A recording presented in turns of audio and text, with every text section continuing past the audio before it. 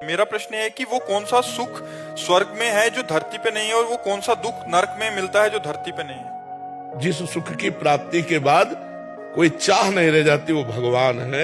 स्वर्ग भी एक नकली है, असली नहीं है।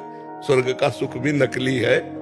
यहां तक कि आप ब्रह्म स्तंभ पर्यंतम सर्वम मायामयम जगत सत्यम सत्यम पुनः सत्यम हरे नामयु केवलम, जिनके से लेकर ब्रह्मलोक तक सब माया में है। माया माने झूठा, माने दिखावटी। दिखावा कुछ और है और अंदर में अब जैसे पूरा जीवन हो गया हर सुख भोगते हुए, अब आपके पास क्या है? आपसे पूछा जाए कि आपके पास क्या है, तो फिर वही लालसा है, वही कामना है भोगने की, और कुछ चला ही है। तो झूठा ही खेल चल रहा है माया का। तो ना स्वर्ग में कोई सुख है और न मृत्यु लोक में कोई सुख है। अगर वास्तविक सुख है जिसे कहते हैं वो परमात्मा में है।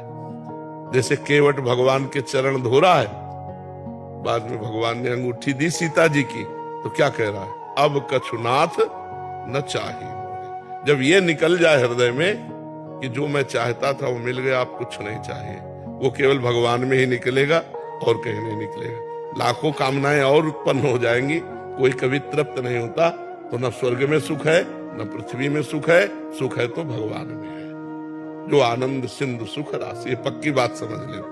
हम इसीलिए पहला उदाहरण दिया त्रिभुवनपति देवराज का, कि सब पूरे स्वर्ग का मालिक होकर एक मृत्यु लोक के गौतम ऋषि की पत्नी अहिल्या के साथ गलत आचरण किया। कितना निंदनीय विषय।